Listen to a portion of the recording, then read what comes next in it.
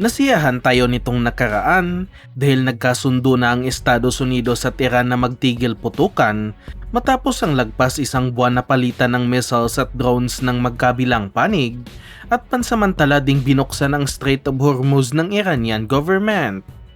Matindi ang naging epekto ng giyera sa dalawang bansa, lalo na sa Iran na kung saan na-wipe out talaga halos lahat ng kanilang Navy at Air Force dahil na rin nasa 155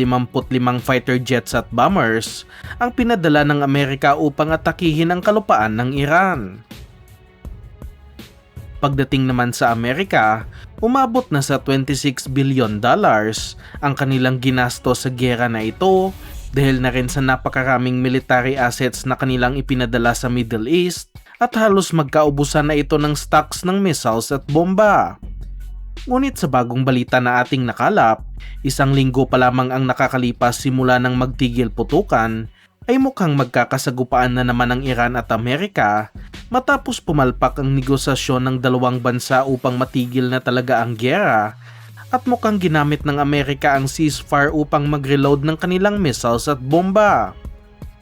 Ito ay matapos magpahayag ang US government na magsasagawa sila ng naval blockade sa Strait of Hormuz upang hindi makalusot ang mga barko na papunta at papasok sa Iran at sinimulan na ito ng US Navy matapos sinasabing pinasok na ngayong April 13 ng dalawang Arleigh Burke-class destroyers ang Strait of Hormuz.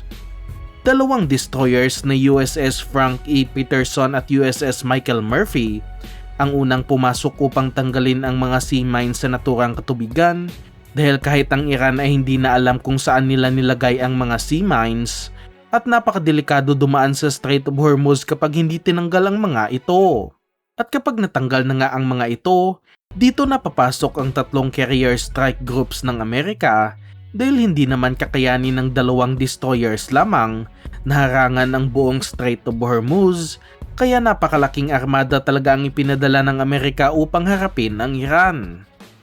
Maliban sa tatlong aircraft carrier at escort nitong mga warships, may kasama pang dalawang amphibious assault group na pupunta malapit sa Strait of Hormuz, kaya full force na talaga ang Amerika at aabot sa 25 malalaking warships ang magsasagawa ng operasyon laban sa Iran na lagpas doble na kumpara sa kanilang naunang pag-atake. Hindi rin basta-basta uubra ang missiles at drones ng Iran dito dahil kahit isang destroyer lamang ng Amerika ay mayroong nasa 96 cells na vertical launching system at may maximum capacity ng nasa 384 na missiles, depende na rin sa klase ng missiles na gustong dalhin ng warship. Ngunit wag din dapat magpakampante ang US Navy dahil sinasabing marami pang missile launchers na natitira ang Iran kahit na wala na itong Navy at Air Force, at huwag ismulin ang kakayahan ng Iranian missiles dahil marami na itong US bases na tinamaan sa Gulf region. Sa ngayon, sana ay huwag nang magsagupaan ulit ang dalawang bansa dahil buong mundo ang apektado sa kanilang giyera, lalo na dahil sa pagtaas ng presyo ng langis dahil maraming mga tanker vessels ang di makadaan sa Strait of Hormuz. Samantalang sa isa pang balita na patungkol naman sa Philippine Navy, na mataan sa satellite images sa shipyard ng Hyundai sa South Korea, ang dalawang Raha Sulaiman class offshore patrol vessels ng Navy